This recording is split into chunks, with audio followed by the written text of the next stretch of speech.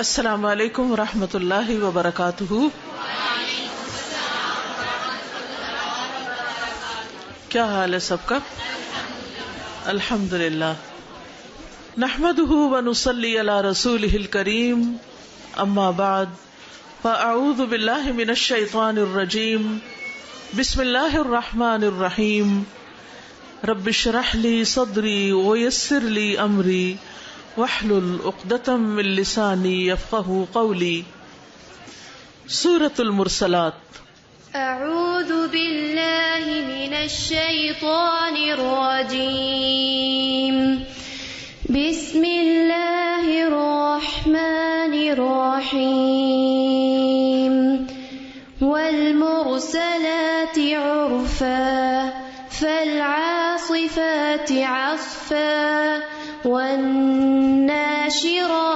نشرا فالفارقات فرقا فالملقيات ذكرا عذرا أو نذرا إنما توعدون لواقع فإذا النجوم طمست وإذا السماء فرجت وإذا الجبال نسفت وإذا الرسل أقتت لأي يوم أجلت ليوم الفصل وما أدراك ما يوم الفصل ويل يومئذ للمكذبين ألم نهلك الأولين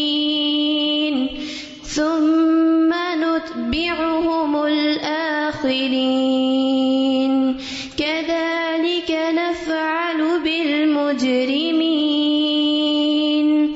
ويل يومئذ للمكذبين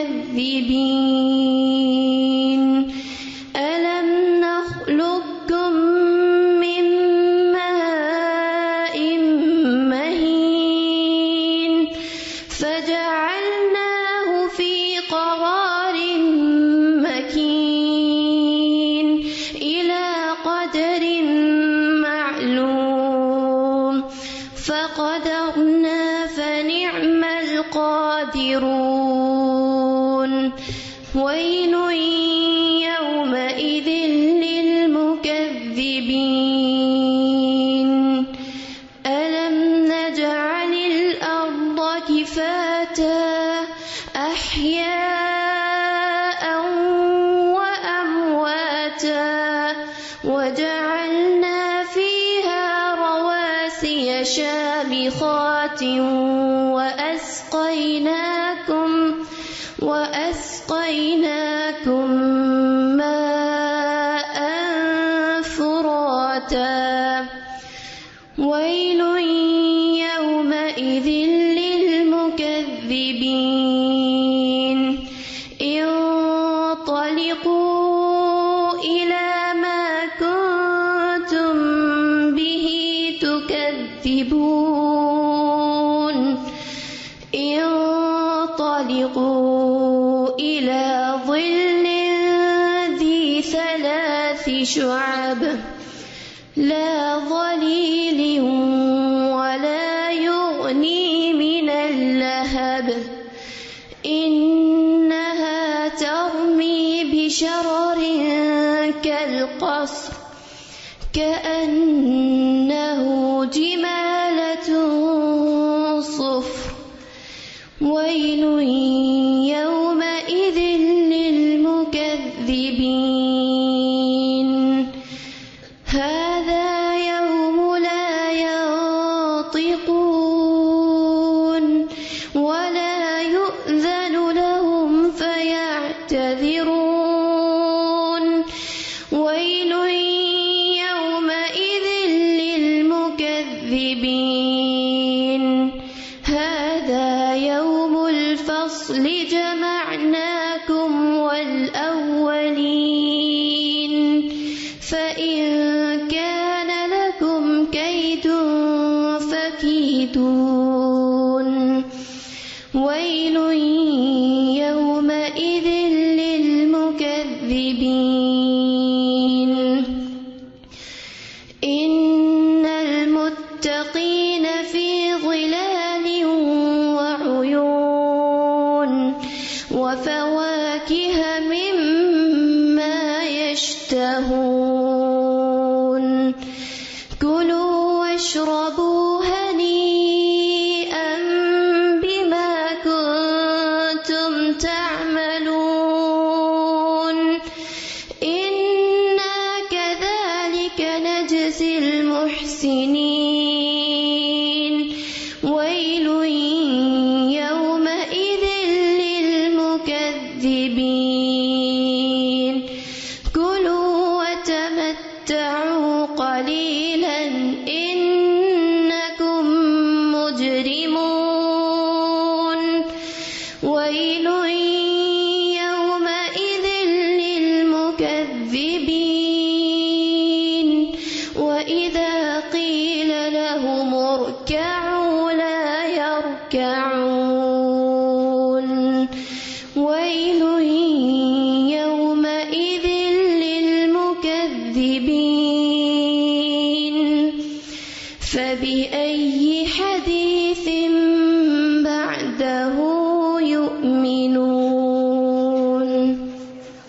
والمرسلات عرفا، قسم ہے ان ہواؤں کی جو متواتر بھیجی جاتی ہیں، پھر ان ہواؤں کی جو تند و تیز چلتی ہیں طوفان بن کر، اور ان ہواؤں کی جو بادل و بارش کو پھیلا دیتی ہیں، پھر ان کی جو جدا کرنے والی ہیں، پھر وہ اللہ کا ذکر دل میں ڈالنے والی ہیں، عذر ختم کرنے یا ڈرانے کے لیے۔ بے شک جس قیامت کا تم وعدہ دیے جاتے ہو وہ ضرور واقع ہونے والی ہے۔ پھر جب ستارے مٹا کر بے نور کر دیے جائیں گے، اور جب آسمان پھاڑ دیا جائے گا، اور جب پہاڑ اڑا دیے جائیں گے، اور جب رسول مقرر وقت پر جمع کیے جائیں گے، کہا جائے گا کس دن کے لیے یہ مؤخر کیے گئے تھے؟ فیصلے کے دن کے لیے۔ اور کس چیز نے خبر دی آپ کو؟ کیا ہے دن فیصلے کا؟ ہلاکت ہے اس دن جھٹلانے والوں کے لیے۔ کیا ہم نے پہلوں کو ہلاک نہیں کیا؟ پھر ہم پیچھے لگائیں گے ان کے پچھلوں کو، اسی طرح ہم کرتے ہیں مجرموں کے ساتھ۔ ہلاکت ہے اس دن جھٹلانے والوں کے لیے۔ کیا ہم نے تمہیں حقیر پانی سے پیدا نہیں کیا؟ پھر ہم نے اس کو ایک محفوظ ٹھکانے میں رکھا، ایک معلوم اندازے کے وقت مقرر تک۔ بس ہم نے اندازہ لگایا، تو کیا اچھا اندازہ لگانے والے ہیں ہم۔ ہلاکت ہے اس دن جھٹلانے والوں کے لیے۔ کیا ہم نے زمین کو سمیٹنے والی نہیں بنایا، زندوں اور مردوں کو، اور ہم نے اس میں مضبوط جمے ہوئے پہاڑ بلند و بالا بنائے، اور ہم نے تمہیں میٹھا پانی پلایا۔ ہلاکت ہے اس دن جھٹلانے والوں کے لیے۔ کہا جائے گا چلو تم اس چیز کی طرف جسے تم جھٹلاتے تھے، چلو تم ایک سائے کی طرف جو 3 شاخوں والا ہے، نہ ٹھنڈک پہنچانے والا اور نہ فائدہ دینے والا، وہ شعلوں کی تپش سے، یعنی وہ سایہ جو جہنم کا سایہ ہوگا، آگ کا دھواں ہوگا، وہ نہ ٹھنڈک پہنچانے والا اور نہ شعلوں کی تپش سے فائدہ دے گا۔ بلا شبہ وہ جہنم پھینکے گی اتنی بڑی چنگاریاں جیسے محل ہوں، گویا کہ وہ چنگاریاں اونٹ ہیں، زردی مائل سیاہ۔ ہلاکت ہے اس دن جھٹلانے والوں کے لیے۔ یہ وہ دن ہے کہ نہ بول سکیں گے وہ، اور نہ اجازت دی جائے گی ان کو کہ وہ معذرت کر سکیں۔ ہلاکت ہے اس دن جھٹلانے والوں کے لیے۔ یہ فیصلے کا دن ہے، ہم تمہیں بھی جمع کریں گے اور پہلوں کو، پس اگر ہے تمہارے لیے کوئی چال تو تم چلو مجھ سے۔ ہلاکت ہے اس دن جھٹلانے والوں کے لیے۔ بے شک متقی لوگ سایوں اور بہتے چشموں میں ہوں گے، اور لذیذ میووں میں، ان میں سے جو وہ چاہیں گے۔ کہا جائے گا تم کھاؤ اور پیو مزے سے اس کے بدلے جو تم عمل کرتے تھے، بے شک ہم اسی طرح جزا دیتے ہیں نیکی کرنے والوں کو۔ ہلاکت ہے اس دن جھٹلانے والوں کے لیے۔ کھاؤ اور فائدہ اٹھا لو تھوڑا سا، یقیناً تم مجرم ہو۔ ہلاکت ہے اس دن جھٹلانے والوں کے لیے۔ اور جب کہا جاتا ہے ان سے رکوع کرو، تو رکوع نہیں کرتے، تباہی ہے اس دن جھٹلانے والوں کے لیے، پس کس بات پر اس قرآن کے بعد وہ ایمان لائیں گے۔ سورۃ المرسلات مکی سورت ہے، اس کی 50 آیتیں ہیں اور 2 رکوع ہیں۔ المرسلات اس سے مراد فرشتے بھی ہیں اور اس سے مراد ہوائیں بھی ہیں۔ اس سورت کا نزول منا میں ہوا۔ نبی صلی اللہ علیہ وسلم جب منا میں تشریف فرما تھے، ایک غار میں تھے، اتنے میں آپ پر ایک سورت نازل ہوئی جو سورت المرسلات تھی۔ عبداللہ بن مسعود کہتے ہیں کہ آپ صلی اللہ علیہ وسلم اس کی تلاوت کرنے لگے اور میں بھی آپ کو سن کر یاد کرنے لگا۔ یہ تھا صحابہ کا ذوق اور شوق قرآن کے معاملے میں۔ سورت نازل ہوتی ہے، آپ تلاوت کرتے ہیں، عبداللہ بن مسعود اس کو ساتھ ہی یاد کرنے لگ جاتے ہیں۔ وہ کہتے ہیں کہ آپ کا روح مبارک تلاوت سے ابھی تازہ ہی تھا کہ اچانک ایک سانپ ہم لوگوں پر آ نکلا، تو نبی صلی اللہ علیہ وسلم نے فرمایا کہ اسے مار ڈالو۔ چنانچہ ہم اسے مارنے کے لیے جلدی دوڑے مگر وہ بچ نکلا، تو نبی صلی اللہ علیہ وسلم نے فرمایا جس طرح تم اس کے شر سے بچا لیے گئے ہو اسی طرح وہ بھی تمہارے شر سے بچا لیا گیا ہے۔ اگر ہم کہیں بیٹھے ہوں اور اللہ نہ کرے کہیں سے سانپ نکل آئے تو ہمارا طرز عمل کیا ہوگا؟ ہم کیا کریں گے اور ہم کیا بولیں گے اور ہم کتنا شور ہنگامہ کھڑا کر دیں گے اور مارنے کے لیے دوڑیں گے، اگر بچ جائے تو افسوس کرتے بیٹھے رہیں گے۔ لیکن نبی صلی اللہ علیہ وسلم نے فرمایا کہ وہ تمہارے شر سے بچ گیا، تم اس کے شر سے بچ گئے۔ بات ختم ہوئی اور جو سلسلہ چل رہا تھا وہ چلتا رہا۔ مغرب کی نماز میں اس سورت کو ایک مرتبہ آپ نے پڑھا اور حضرت ابن عباس کی والدہ کہتی ہیں کہ بیٹا تم نے یہ سورت پڑھ کر مجھے یاد کرا دیا کہ بے شک یہ آخری سورت ہے جو میں نے رسول اللہ صلی اللہ علیہ وسلم کو مغرب کی نماز میں تلاوت کرتے ہوئے سنی۔ تو 50 آیتوں پر مشتمل سورت ہے جو آپ نے مغرب کی نماز کی ایک رکعت میں پڑھی۔ ارشاد باری تعالی ہے والمرسلات عرفا، قسم ہے ان ہواؤں کی جو پے در پے آتی ہیں، یعنی ہوا آتی ہے پھر گزر جاتی ہے پھر دوبارہ ہوا آتی ہے، اور اس طرح ہوا کا آنا تو محسوس ہوتا ہے اور جانا بھی پتہ چلتا ہے، لیکن یہ نہیں پتہ چلتا کہ یہ آتی کہاں سے ہے۔ حقیقت یہ ہے کہ ان ہواؤں کا کنٹرول اللہ سبحانہ وتعالیٰ کے پاس ہے۔ اللہ تعالیٰ نے ان ہواؤں پر، بادلوں پر، بارش پر فرشتے مقرر کر رکھے ہیں جو اللہ سبحانہ وتعالیٰ کے حکم سے جدھر اللہ تعالیٰ چاہتے ہیں اس طرف کو چل پڑتے ہیں، وہ ہوائیں اس طرف کا رخ اختیار کر لیتی ہیں، اور جو رفتار اللہ تعالیٰ چاہتے ہیں اسی رفتار سے چلتی ہیں، نہ آگے نہ پیچھے۔ اور پھر ان ہواؤں میں ایک بہت بڑی نشانی ہے۔ اللہ سبحانہ وتعالیٰ نے ہماری عقل، سمجھ اور ہمارے ایمان کو بڑھانے کے لیے آیات بھیجی ہیں۔ کچھ آیات تو قرآن کی ہیں اور کچھ آیات کائنات کی ہیں۔ کائنات کی آیات میں یعنی کائنات کی نشانیوں میں سے ایک نشانی ہوائیں ہیں۔ قرآن مجید میں آتا ہے کہ اللہ الذی یرسل الریاح فتثیر سحابا فیبسطہ فی السماء کیف یشاء، اللہ وہ ہے جو ہوائیں بھیجتا ہے تو وہ بادل کو ابھارتی ہیں، یعنی بادل لے کے اٹھتی ہیں، پھر وہ اسے آسمان میں پھیلا دیتا ہے جیسے چاہتا ہے۔ ایک اور جگہ پر فرمایا وَأَرْسَلْنَا الرِّيَاحَ لَوَاقِحَ فَأَنزَلْنَا مِنَ السَّمَاءِ مَاءً فَأَسْقَيْنَاكُمُوهُ وَمَا أَنْتُمْ لَهُ بِخَازِنِينَ، اور ہم نے ہواؤں کو برابر بنا کر بھیجا، پھر ہم نے آسمان سے پانی اتارا، پھر ہم نے وہ پانی تمہیں پلایا، اور تم ہرگز اس کا ذخیرہ کرنے والے نہیں ہو۔ تو اس سے یہ پتہ چلتا ہے کہ یہ نعمتیں جتنی بھی ہمیں ملی ہیں یہ ساری کی ساری دراصل اللہ سبحانہ وتعالیٰ کی طرف سے ہیں۔ یاد رکھیے ہوائیں کسی کے لیے رحمت کا باعث ہوتی ہیں اور کسی کے لیے عذاب کا باعث بھی۔ آپ صلی اللہ علیہ وسلم نے فرمایا آندھی کسی قوم کے لیے عذاب بنا کر بھیجی جاتی ہے اور کسی کے لیے رحمت بنا کر بھیجی جاتی ہے، یعنی ایک ہی چیز ہے لیکن کسی کے لیے وہ فائدے کی ہے اور کسی کے لیے نقصان کا باعث۔ کسی موسم میں چلتی ہے تو ونڈ پولینیشن ہوتی ہے، اور کسی موسم میں چلتی ہے تو لگا ہوا بور بھی گر جاتا ہے، اڑ جاتا ہے، اور درختوں کا پھل ضائع ہو جاتا ہے. ہواؤں کے ذریعے اللہ تعالیٰ نے اپنے بندوں کی دشمنوں کے خلاف مدد بھی کی، جیسا کہ جنگ احزاب کے موقع پر ہوا.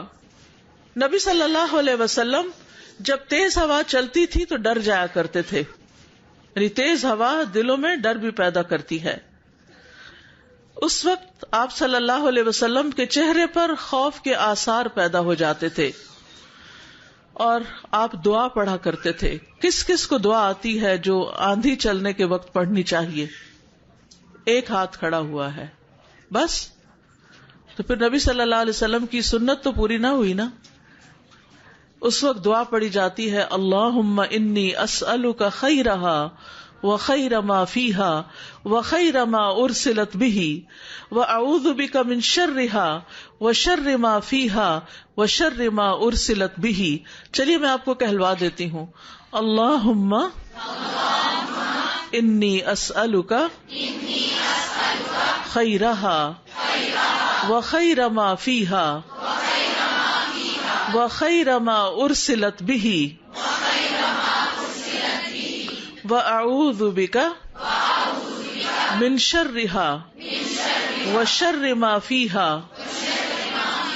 وَشَرِّ مَا أُرْسِلَتْ بِهِ.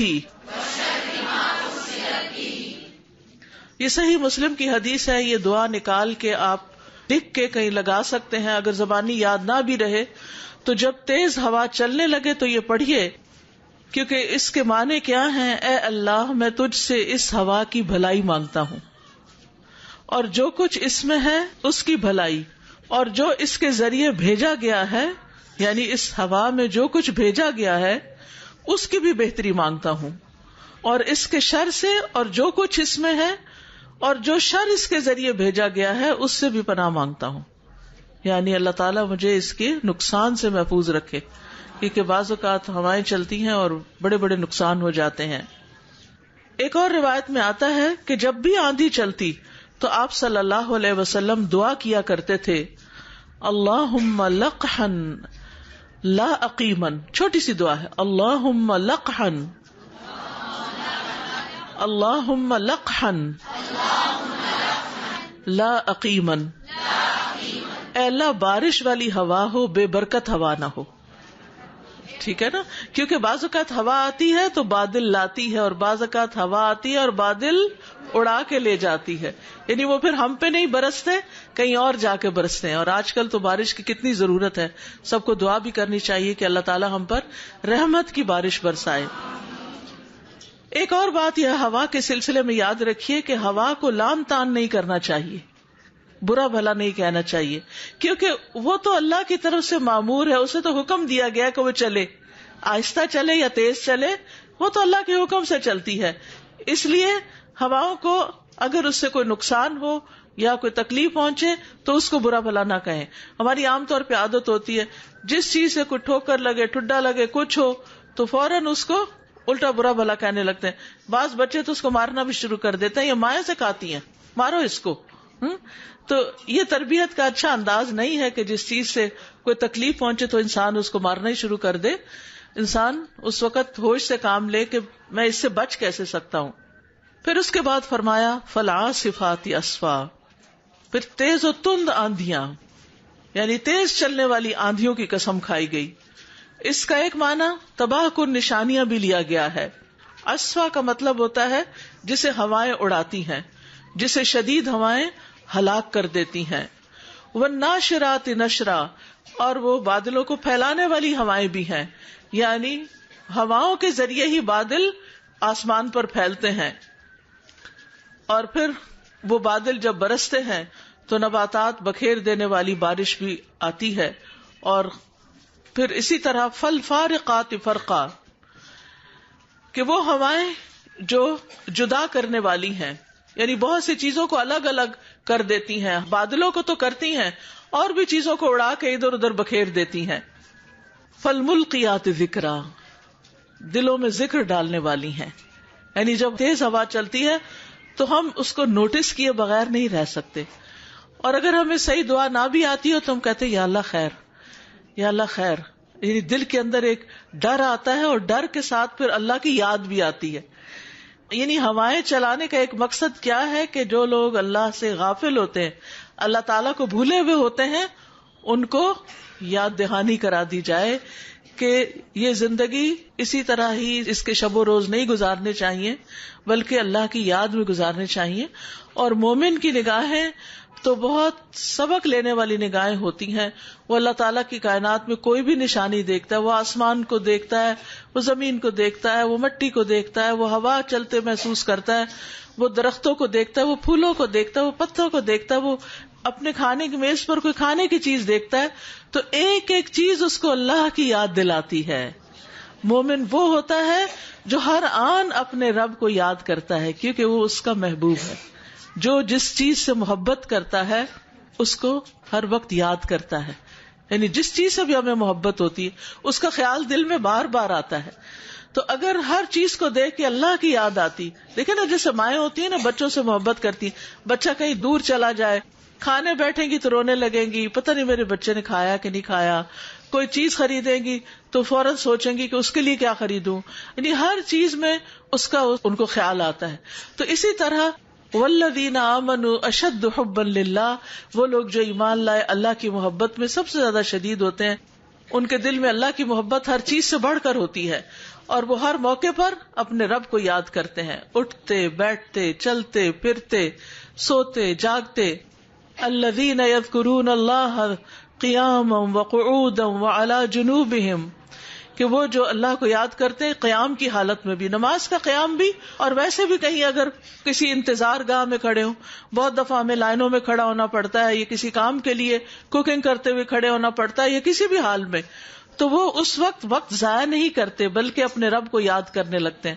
وقعوداً، اور بیٹھے ہوئے، کبھی آپ ڈاکٹر کی کلینک میں بیٹھ کے انتظار کر رہے ہیں، کبھی کسی ٹرین میں یا جہاز میں بیٹھے ہوئے ہیں، کبھی کہیں بیٹھے ہیں، یا گھر میں ہی کہیں بیٹھے ہیں آرام کر رہے ہیں، تو اس وقت بھی اپنے رب کو یاد کریں.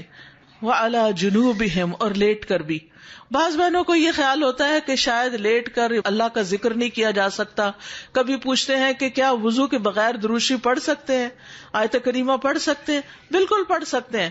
رات کو اگر سوتے ہوئے بھی آنکھ کھلی ہے، آپ لیٹے ہوئے ہیں، لیٹے لیٹے اپنے رب کو یاد کریں. نیند نہیں آ رہی تو اس وقت بھی آپ نے رب کو یاد کریں. اس وقت اس لیے نہیں ذکر نہ کریں کہ ہمارا وضو نہیں ہے. آپ دیکھیں کہ کتنے ہی لوگ ہسپتالوں میں فوت ہو جاتے ہیں، کیا وہ اس وقت مکمل پاکیزگی اور وضو کی حالت میں ہوتے ہیں؟ تو کیا کلمہ نہیں پڑھیں گے؟ جس شخص کا آخری کلام لا الہ الا اللہ ہو وہ جنت میں جائے گا. تو اس کی بھی تسبیح کرتے رہنا چاہیے.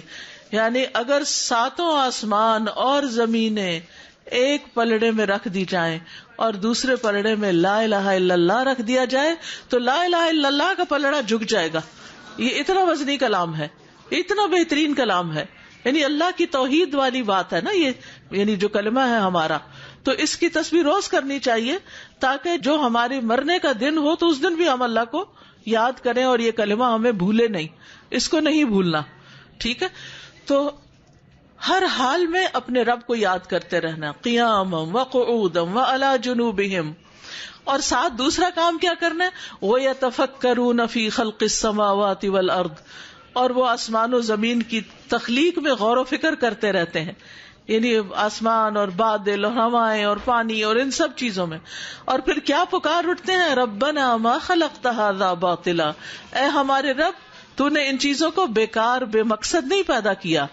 یہ تیری یاد دلاتی ہیں ہمیں، یہ تیری قدرت اور تیری عظمت ہمارے دل میں بٹھاتی ہیں، ہم پھر شوق سے تیری عبادت کرتے ہیں. یعنی یہ نشانیاں ہمیں رب پر یقین دلاتی ہیں، ایمان پیدا کرتی ہیں ہمارے اندر، ذکر کی کیفیت پیدا کرتی ہیں.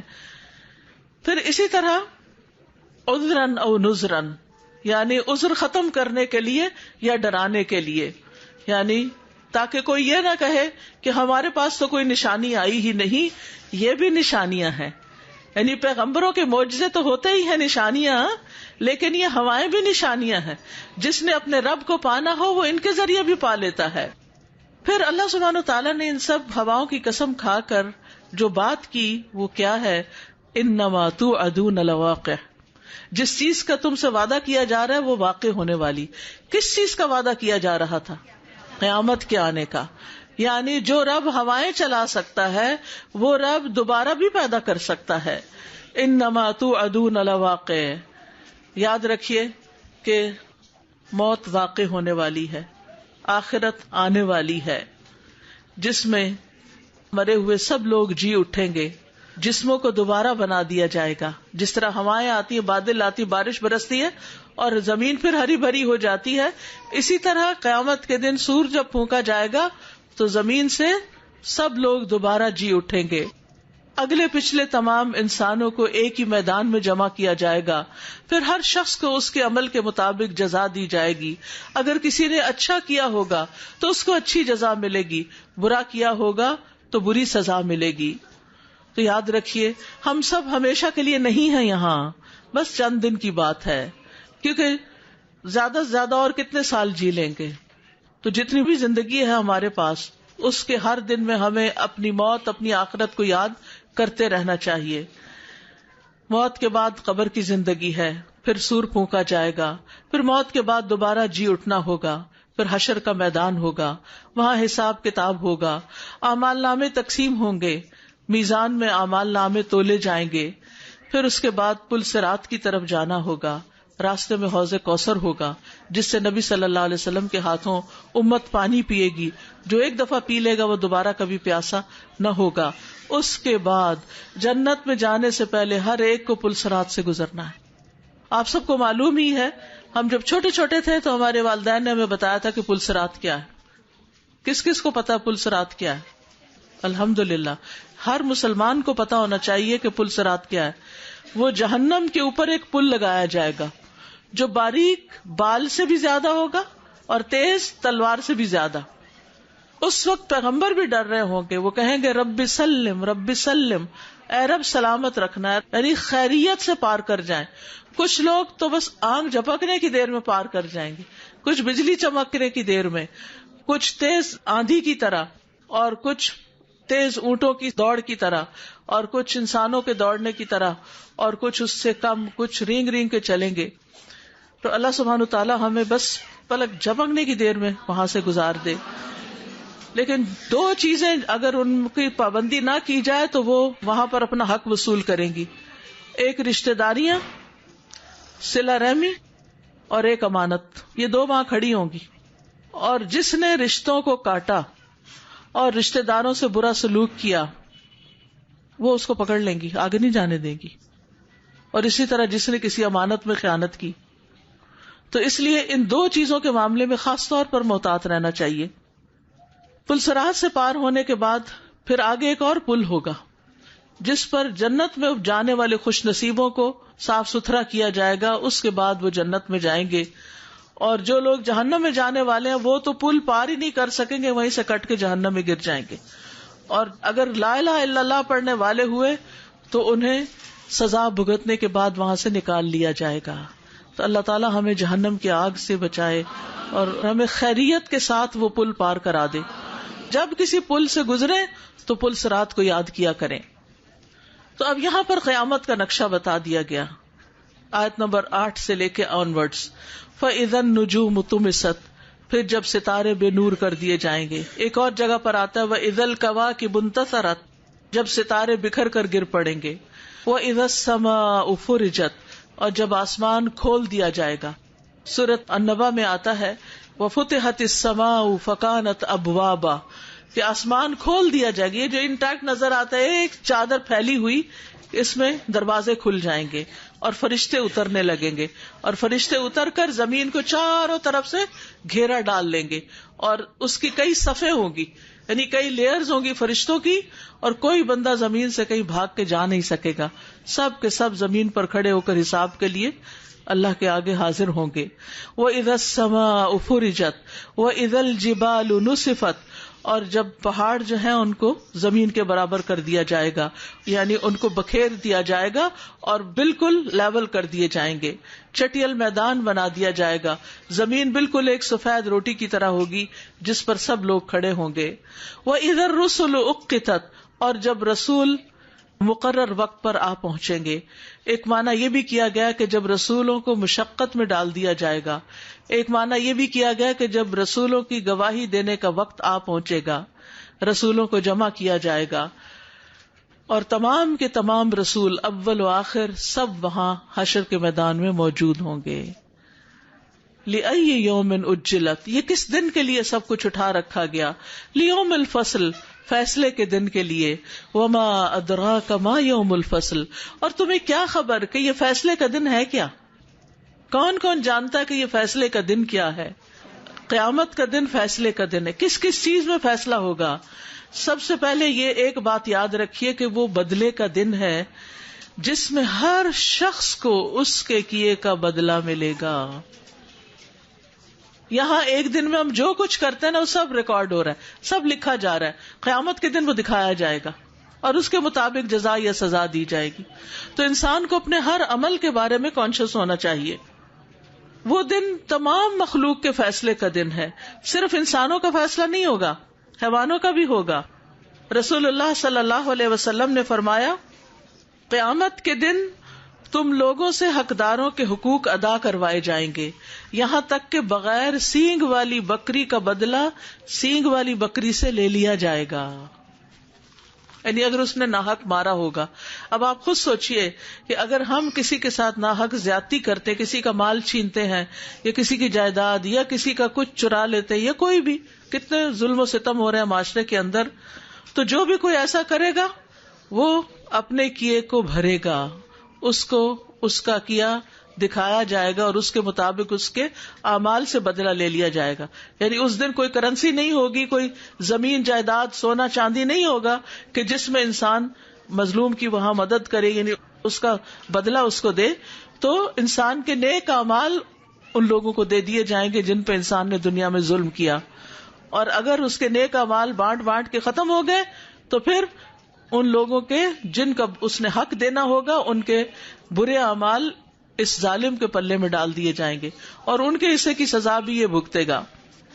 یاد رکھیے اس دن سب سے پہلے امت محمد صلی اللہ علیہ وسلم کا حساب کیا جائے گا، اور اس میں سے بھی امت کے علماء کا سب سے پہلے حساب ہوگا. کتنی ڈرنے کی بات ہے نا. نبی صلی اللہ علیہ وسلم نے فرمایا، ہم آخری امت ہیں لیکن سب سے پہلے ہمارا حساب ہوگا. کہا جائے گا امی امت کہاں ہے، اس امت کے نبی کہاں ہیں؟ تو ہم سب سے آخر میں آنے والے قیامت کے دن پہلے ہوں گے. یہ سنن ابن ماجہ کی روایت ہے. پھر قتل کے مقدمے پیش ہوں گے. قیامت کے دن لوگوں کے درمیان سب سے پہلے قتل کے مقدمات کا فیصلہ ہوگا، لوگوں کے حق مارنے والوں کا فیصلہ ہوگا، حقداروں کے حقوق کے لیے بار بار پیشی ہوگی.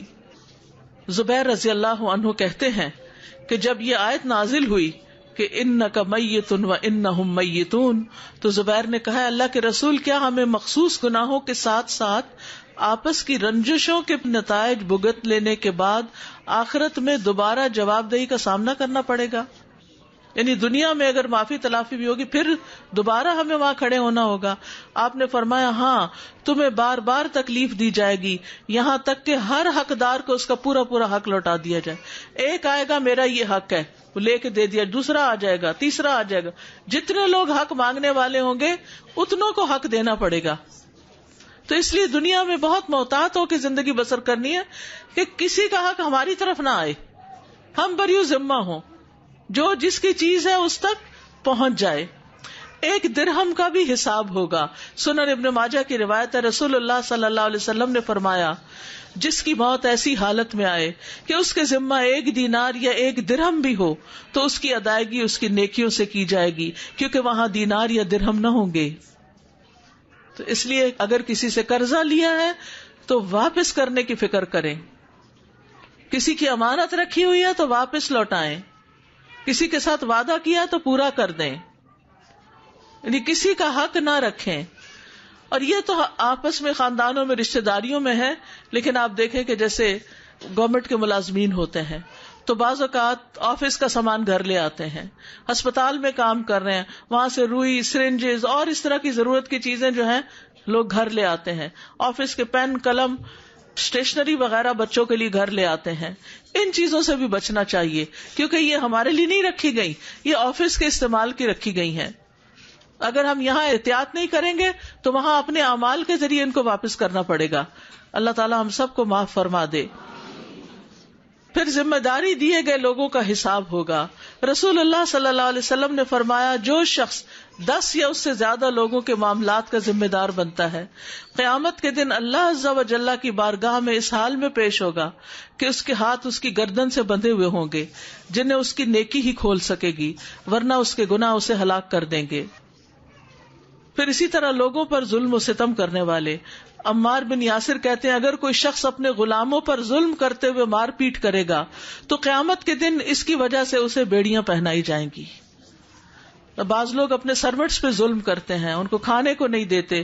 پچھلے دن اخباروں میں کئی قصے ایسے آئے کہ جس سے پتا چلا کہ لوگ چھوٹے چھوٹے بچوں کو جو ملازم رکھتے ہیں تو بات بات پہ ان کو پیٹ بھی ڈالتے ہیں اور ان کے اوپر سختی کرتے ہیں اور ضرورت سے زیادہ ان سے کام لیتے ہیں۔ تو ٹھیک ہے، ان کو کوئی پوچھنے والا نہیں یا ان کو آپ کی سزا سے کوئی بچانے والا نہیں، لیکن اللہ کی سزا سے کون کسی کو پھر بچا سکتا ہے؟ تو اس لیے ڈرتے ہوئے ہی زندگی بسر کرنی چاہیے اور کسی کے ساتھ زیادتی نہیں کرنی چاہیے۔ وَيْلٌ يَوْمَئِذٍ لِّلْمُكَذِّبِينَ، ہلاکت ہے اس دن جھٹلانے والوں کے لیے، یعنی جو لوگ قیامت کو جھٹلاتے ہیں وہ پھر ہلاکی ہو گئے۔ قیامت پر ایمان جو ہے وہ ہمارے ایمانیات کا حصہ، ایمان کے جو 6 پلرز ہیں ان میں سے ایک پلر ہے آخرت پر ایمان لانا۔ آخرت پر ایمان کے ذریعے لوگوں کی آزمائش بھی کی گئی ہے، یعنی یہ ہمارا امتحان بھی ہے کہ ہم اس کو مانتے ہیں یا نہیں، یا کسی شک میں پڑے ہوئے ہیں۔ جو آخرت پر ایمان نہ لائے اس کے سارے نیک عمل برباد ہو جاتے ہیں۔ بعض لوگ دنیا میں بڑے بڑے نیک کام کرتے ہیں لیکن آخرت کو نہیں مانتے، نہ آخرت کی نیت سے کرتے ہیں، دنیا کی نیت سے کرتے ہیں، لہذا آخرت میں اس کا کوئی صلہ ان کو نہیں ملے گا۔ الم نہلک الاولین، پھر تاریخ کی مثالوں سے بات سمجھائی گئی کہ آخرت کا بھی ایک عذاب ہے، لیکن اس سے پہلے دنیا میں بھی اللہ نے کچھ قوموں کو عذاب میں مبتلا کیا، جیسے قوم عاد اور نوح۔ الم نہلک الاولین، کیا ہم نے پہلوں کو ہلاک نہیں کیا؟ کہا جاتا ہے کہ اس سے مراد نوح علیہ السلام کی قوم ہے جو سب کے سب طوفان سے ہلاک ہو گئے تھے، اور ان کا تباہ ہونا مشہور ہے، دنیا کی ہر تاریخ میں ان کا کوئی نہ کوئی ذکر ملتا ہے۔ ثم نتبعہم الآخرین، پھر ہم ان کے پیچھے دوسروں کو لائیں گے، یعنی جس طرح پہلوں کو ہلاک کیا گیا اسی طرح بعد والوں کے پیچھے بھی ہلاکت لگے گی۔ کذالک نفعل بالمجرمین، مجرموں کے ساتھ ہم ایسا ہی سلوک کرتے ہیں، یعنی ہولناک سلوک۔ ویل یومئذ للمکذبین، اس دن جھٹلانے والوں کے لیے بڑی ہلاکت ہے۔ الم نخلقکم من ماء مہین، کیا ہم نے تم کو حقیر پانی سے نہیں پیدا کیا؟ یعنی انسان اپنی تخلیق کو تو دیکھے کہ جس رب نے آج پیدا کر لیا وہ کل بھی پیدا کر سکتا ہے۔ فجعلناہ فی قرار مکین، پھر ہم نے اس کو ایک محفوظ ٹھکانے پر رکھا، مضبوط جگہ پر رکھا، یعنی ماں کے پیٹ میں رکھا۔ یہ اللہ کی قدرت کی نشانی ہے کہ کس طرح ماں کے پیٹ کے اندر 9 مہینے بچہ اتنا محفوظ رہتا ہے کہ ماں سوتی ہے، جاگتی ہے، کھاتی ہے، پیتی ہے، بھاگتی ہے، دوڑتی ہے، بے شمار کام کرتی ہے، اور بچہ محفوظ کا محفوظ اس کے اندر، اس کو کوئی نقصان نہیں ہوتا۔ الی قدر معلوم، ایک معلوم اندازے تک۔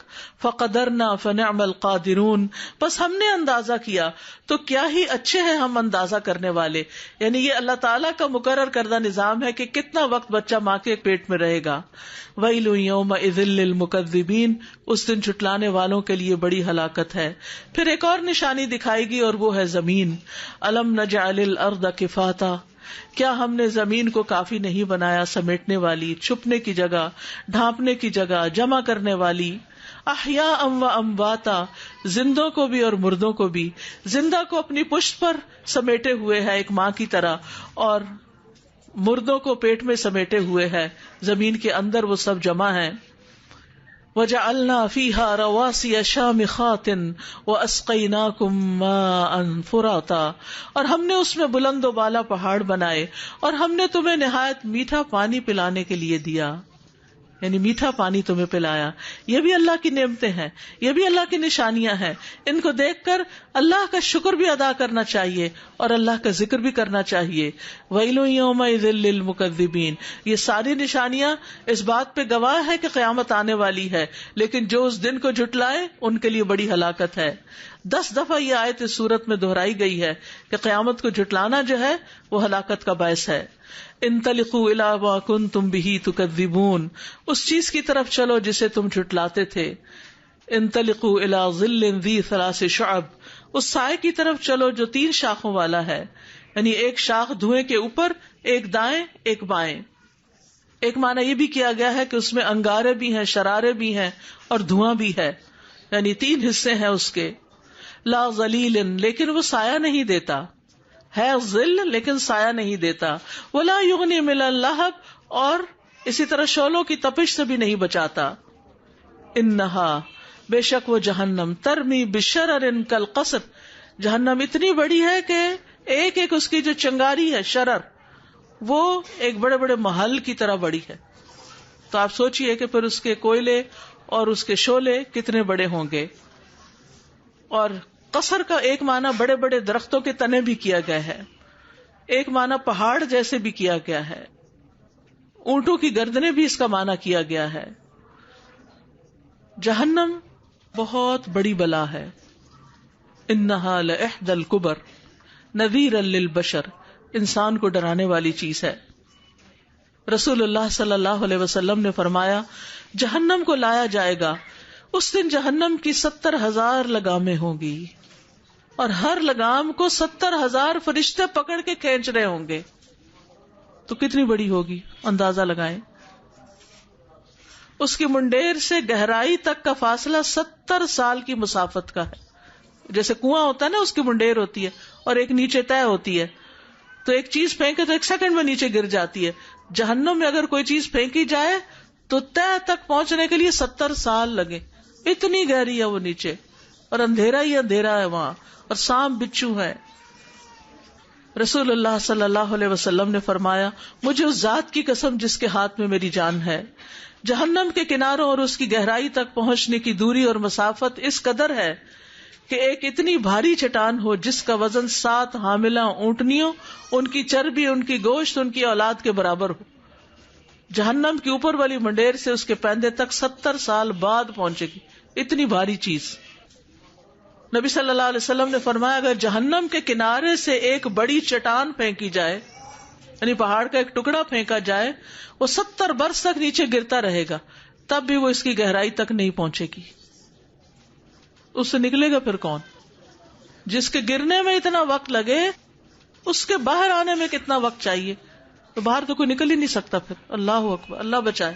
ہم سب کو بہت دل لگا کے یہ دعا کرنی چاہیے کہ اللہ ہمیں جہنم کی آگ سے بچا لے، کیونکہ اصل کامیاب وہ ہے من زحزح عن النار وادخل الجنۃ فقد فاز وما الحیاۃ الدنیا الا متاع الغرور. دنیا صرف دھوکے کا سامان ہے، اصل گھر وہ ہے. اسی طرح بعض اوقات انسان کوئی ایسی بات کہہ دیتا ہے جو اللہ تعالیٰ کو پسند نہیں آتی. فرمایا بندہ ایک ایسی بات کہہ دیتا ہے جس کی وجہ سے وہ جہنم میں اس قدر اتر جاتا ہے جتنا فاصلہ مشرق اور مغرب کے درمیان ہے. پھر فرمایا کہ وہ چنگاریاں جو پھینکے گی کأنہ جمالۃ صفر، گویا زرد رنگ کے اونٹ ہوں. عربوں کے ہاں جب اونٹ چلتے تھے تو اوپر اوپر ایسے اچھل رہے ہوتے تھے، یعنی اس کی چنگاریاں اسی طرح اچھل رہی ہوں گی. ویل یومئذ للمکذبین، تباہی ہے اس دن جھٹلانے والوں کے لیے. ھذا یوم لا ینطقون، یہ دن ہے کہ وہ بولیں گے نہیں، چپ لگ جائے گی. دنیا میں جب انسان کوئی دہشتناک منظر دیکھتا ہے تو سکتہ طاری ہو جاتا ہے اس پر. بعض لوگ کسی کی موت کی خبر سن کے ایک دم سکتے میں چلے جاتے ہیں، بولتے ہی نہیں. بعض لوگ کسی خوفناک چیز کو دیکھ کے ٹرامے میں جاتے ہیں تو چپ لگ جاتی ہے، ان کو گھورتے رہتے ہیں، دیکھتے رہتے ہیں، ڈپریشن میں چلے جاتے ہیں، بولتے نہیں. وہ دن ایسا سخت مشقت کا طویل دن ہوگا کہ لوگ چپ ہو جائیں. ولا یؤذن لہم، اور انہیں اجازت بھی نہیں دی جائے گی. فیعتذرون، کہ وہ معذرت پیش کریں، سوری کریں، کوئی ایکسکیوز کریں. ویل یومئذ للمکذبین، اور اگر وہ سوری کریں بھی تو قبول نہیں کی جائے گی. ان کے آنسوؤں پر رحم نہیں کیا جائے گا، ان کی معذرت قبول نہیں کی جائے گی، ان کا رونا دھونا سنا نہیں جائے گا. ھذا یوم الفصل، یہ ہے فیصلے کا دن. عزیز بہنوں، ہم سب نے اس دن کھڑے ہونا ہے، اللہ کے حضور حاضر ہونا ہے.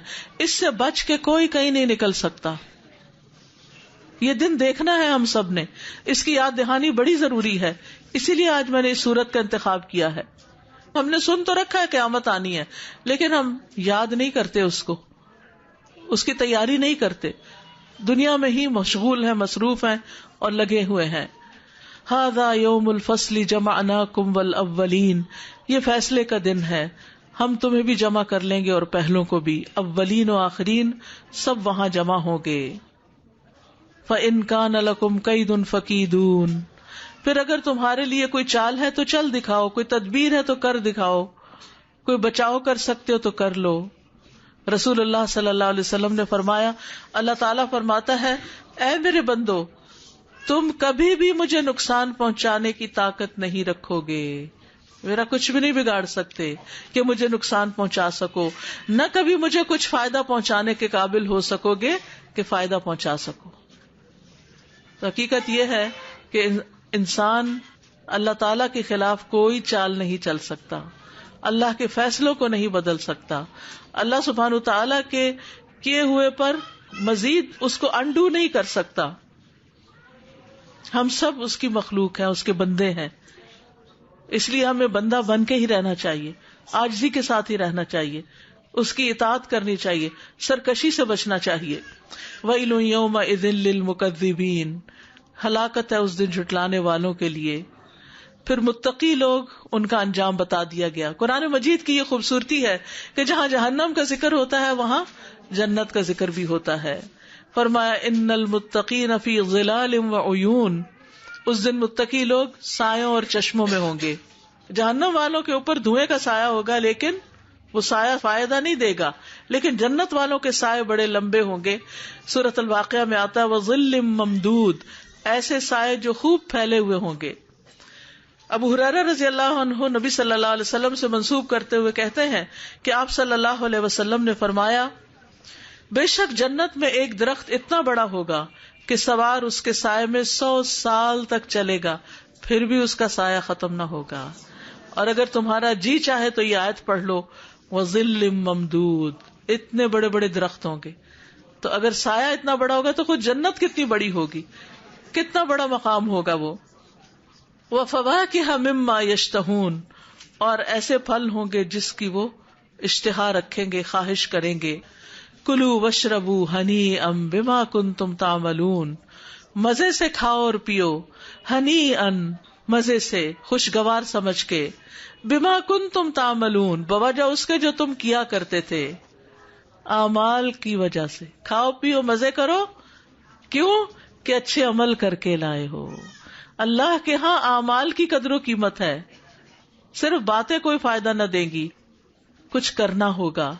اور کرنے میں سب سے پہلے فرائض کی ادائیگی کی فکر کرنی چاہیے، پھر حقوق العباد کی ادائیگی کی فکر کرنی چاہیے، پھر ہر آن اللہ تعالیٰ کو یاد رکھنے کی کوشش کرنی چاہیے، اور پھر قرآن کو سیکھتے رہنا چاہیے، دین کو سیکھتے رہنا چاہیے، آخرت کی یاد دہانی کرتے اور کراتے رہنا چاہیے، خود بھی، گھروں میں، بچوں کو بھی، دوستوں کو بھی، ہر جگہ. انا کذالک نجزی المحسنین، محسنین کو ہم ایسی ہی جزا دیتے ہیں، یعنی جو نیکوکار ہیں، نیکی کرنے والوں کو ہم ایسا ہی بدلہ دیتے ہیں کہ دنیا میں انہوں نے نیکی کی، آج ہم نے ان کی قدردانی کی اور ان کے لیے جنت کے مزے ہیں. وَيْلٌ يَوْمَئِذٍ لِّلْمُكَذِّبِينَ، لیکن یہ جنت جھٹلانے والوں کے لیے نہیں ہے، ان کے لیے تو ہلاکت ہی ہلاکت ہے. کُلُوا وَتَمَتَّعُوا قَلِيلًا إِنَّكُمْ مُجْرِمُونَ، اے جھٹلانے والو تھوڑا سا کھا لو اور فائدہ اٹھا لو، یقیناً تم مجرم ہو. یہ ان لوگوں کو خطاب ہے جو دنیا میں رہتے ہوئے آخرت کو بھولے ہوئے ہیں اور دنیا کے کھانے پینے اور مزے اڑانے کے پیچھے ہی دن رات گزار رہے ہیں. تو ان سے کہا جا رہا ہے کہ کھاؤ پیو، کچھ فائدہ اٹھاؤ، کچھ مزے کرو، لیکن تم جرم کر رہے ہو، اللہ کی نافرمانی کر رہے ہو، تو ایک دن حساب بھی دینا ہوگا. وَيْلٌ يَوْمَئِذٍ لِّلْمُكَذِّبِينَ، اس دن جھٹلانے والوں کے لیے بڑی ہلاکت ہے. وَإِذَا قِيلَ لَهُمُ ارْكَعُوا لَا يَرْكَعُونَ، اور جب ان سے کہا جاتا ہے کہ رکوع کرو تو رکوع نہیں کرتے، یعنی نماز نہیں پڑھتے. سجدہ اور رکوع جو ہیں یہ نماز کا ایک بڑا حصہ ہے. کبھی سجدہ بول کے پوری نماز مراد لی جاتی ہے، کبھی رکوع بول کے پوری نماز مراد لی جاتی ہے. اور نماز کا انکار تکبر کی علامت ہے. اور خاص طور پر جیسے ایک دوسری جگہ پر آتا ہے وَارْكَعُوا مَعَ الرَّاكِعِينَ، رکوع کرنے والوں کے ساتھ رکوع کرو.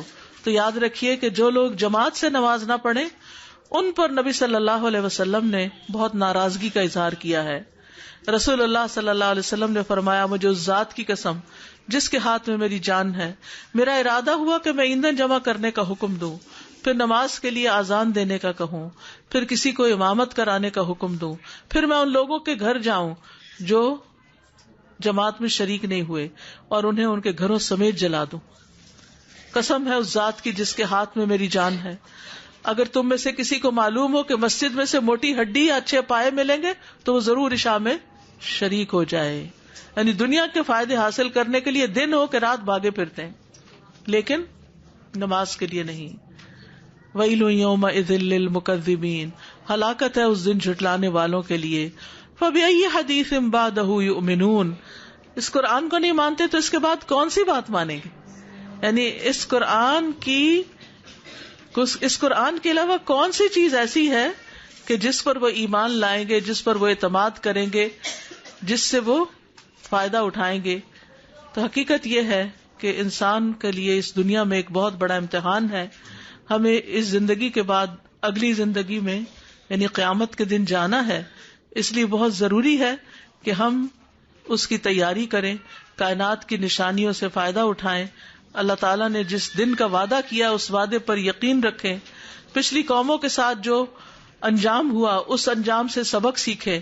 اپنی تخلیق کے مرحلے پر غور کریں کہ اللہ نے ہمیں کس طرح پیدا کیا، اور پھر زمین کی نشانی پر بھی غور و فکر کریں کہ کس طرح زمین نے ہر ایک کو سمیٹا ہوا ہے، کتنے بے شمار انسان اس پر زندہ ہیں اور کتنے فوت ہو چکے ہیں، اور زمین ان سب کو سمیٹتی چلی جا رہی ہے.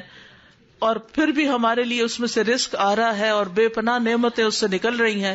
یہ کوئی معمولی نشانی نہیں ہے کہ ایک ہی پلانٹ ہے اور اس کے اوپر نسل کے بعد نسل آتی چلی جا رہی ہے اور جاتی چلی جا رہی ہے. کروڑوں انسان زمین کے اندر ہیں لیکن پھر بھی زمین جو ہے کتنی پلیزنٹ ہے. تو یہ بھی ایک نشانی ہے. پہاڑ ایک نشانی ہے، میٹھا پانی ایک نشانی ہے. ان سب چیزوں کو دیکھ کر اپنے رب کو یاد کرنا چاہیے.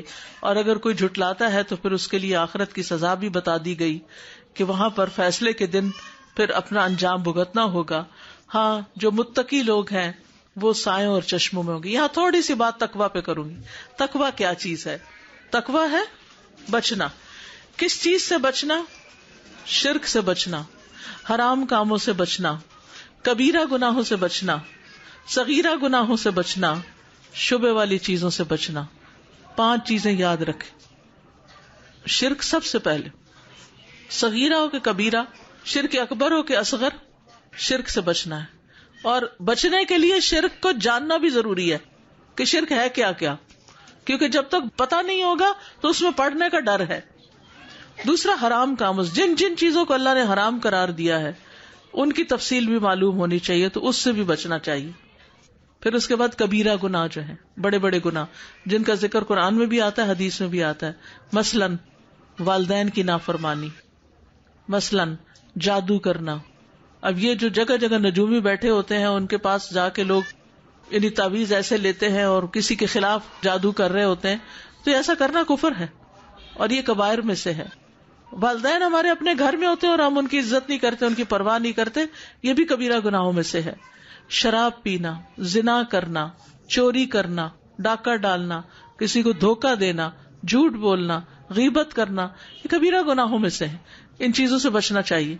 کسی کو قتل کرنا، الحمدللہ ویسے تو قتل نہیں کرتے لیکن کئی عورتیں پیٹ کے بچے کو ضائع کروا دیتی ہیں، تو وہ بھی ایک طرح سے قتل میں شامل ہو جاتا ہے، خاص طور پر اگر اس میں جان پڑ چکی ہو. پھر حرام کے بعد صغیرہ گناہوں سے بچنا، کیونکہ چھوٹے چھوٹے گناہ مل کے بہت بڑا ڈھیر بن جائیں گے اور وہ انسان کے لیے وبال بنے گے. پھر اس کے بعد شک و شبہ والی چیز کو چھوڑنا، یہ تقویٰ ہے. دا ما یریبک الی ما لا یریبک. جو دنیا میں اللہ سے ڈرتے ہوئے غلط چیزوں سے، اللہ کی ناراضگی کی چیزوں سے بچتے ہوئے زندگی بسر کریں گے تو انشاءاللہ وہاں پر طرح طرح کے خوبصورت منظر دیکھیں گے. درختوں کے سایوں میں ہوں گے، چشموں کا خوش ذائقہ پانی ہوگا، شراب کے چشمے رواں دواں ہوں گے. بہترین لذیذ ترین میوے ہوں گے، پھل ہوں گے، اور ان سے کہا جائے گا کھاؤ پیو کسی روک ٹوک کے بغیر، اور کھانے کی خوشگواری بھی ختم نہیں ہوگی. یعنی دنیا میں تو ذرا سا زیادہ آپ کھا لیں تو کئی مصیبتیں کھڑی ہو جاتی ہیں، لیکن وہاں پر کھاتے ہی چلے جائیں گے اور ان کو کسی قسم کی کوئی تکلیف نہیں ہوگی، اور انہیں یہ بتا دیا جائے گا کہ یہ تمہارے اعمال کے بدلے ہے. تو اس لیے جہاں گناہوں سے بچنا ہے وہاں نیک اعمال بھی کرنے ہیں، تب دین مکمل ہوتا ہے. تو نیک اعمال میں بھی اسی طرح سب سے پہلے توحید کا اقرار. اگر توحید نہیں تو کچھ بھی قابل قبول نہیں. پھر یہ جن جن چیزوں پر ایمان لانے کا کہا گیا ان پر ایمان لانا. پھر اس کے بعد یہ ہے کہ اللہ تعالیٰ کے حقوق ادا کرنا، فرائض کی پابندی، پھر بندوں کے حقوق ادا کرنا، پھر چھوٹی چھوٹی نیکیوں کی فکر کرنا، اپنے وقت کو صحیح استعمال کرنا. لیکن اگر انسان ایک کانشیس زندگی بسر نہیں کرتا تو پھر دنیا میں اگر صرف اس کی زندگی کا مقصد کھانا پینا اور مزے کرنا ہے، جیسے کہ اکثریت کا اب یہی بنتا چلا جا رہا ہے کہ طرح طرح کی ریسیپیز ٹرائی کرو، طرح طرح کے ریسٹورینٹس ٹرائی کرو، طرح طرح کے کپڑے پہنو. ایک شادی ہوتی ہے تو ایک ہنگامہ کھڑا ہو جاتا ہے، دنوں شادی میں گزر جاتے ہیں، دیکھا دیکھی لباس پہ لباس بنتے چلے جاتے ہیں، اور بعد میں ان کو کوئی پہنتا بھی نہیں، سراسر مال کا ضیاع. تو ان سب چیزوں کے بارے میں انسان کو کانشیس رہنے کی ضرورت ہے. وَيْلٌ يَوْمَئِذٍ لِّلْمُكَذِّبِينَ. اور پھر اپنی نمازوں کی خاص پابندی، کیونکہ اذا قیل لهم ارکعوا لا يرکعون، یہ کتنی سخت بات ہے کہ جب ان سے کہا جاتا ہے نماز پڑھو تو نماز نہیں پڑھتے. آج آپ دیکھیں کہ گھر گھر میں یہ پریشانی ہے. کوئی شوہر کی طرف سے پریشان ہے، کوئی بچے کی طرف سے پریشان ہے، کوئی بہن بھائیوں کی طرف سے پریشان ہے کہ جب ان سے کہا جاتا ہے نماز پڑھو تو وہ نماز نہیں پڑھتے. تو یہ کبیرہ گناہ ہے کہ جس کا حساب سب سے پہلے ہوگا، اور اگر نماز میں فیل ہو گئے تو آگے مشکل ہی مشکل ہے. اور یہ بھی نہیں کہ کوئی پڑھ لی کوئی نہ پڑھی، اس سے بھی پڑھی ہوئی بھی ضائع ہو جاتی ہے. تو نماز کی پابندی اول چیز ہے کہ جس کی فکر کرنی چاہیے توحید کے بعد. اور پھر یہ کہ اس قرآن کے بعد پھر کس چیز کو مانیں گے، یعنی ہمیں اس قرآن مجید کے ساتھ پکا یقین ہونا چاہیے کہ جو جو کچھ اس میں کہا گیا ہے وہ بالکل صحیح ہے، اجمالی طور پر بھی اور تفصیلی طور پر بھی. اجمالی کا مطلب یہ ہے کہ یہ کہنا کہ ہاں جو کچھ قرآن میں صحیح ہے ہم مانتے ہیں اس کو، اور تفصیل یہ ہے کیونکہ اس کی ڈیٹیل معلوم بھی کرے کہ کیا ہے پھر قرآن میں، کس کو مانتے ہو. اور جب حکم سامنے آ جائے تو حکم مان بھی لیں، کیونکہ بعض اوقات ہم حکم پہ حکم پڑھتے چلے جاتے ہیں، مانتے کوئی نہیں، ہم کرتے اپنی مرضی. تو یہ رویہ نہیں ہوتا مومن کا. مومن کو اس سے بچنا چاہیے.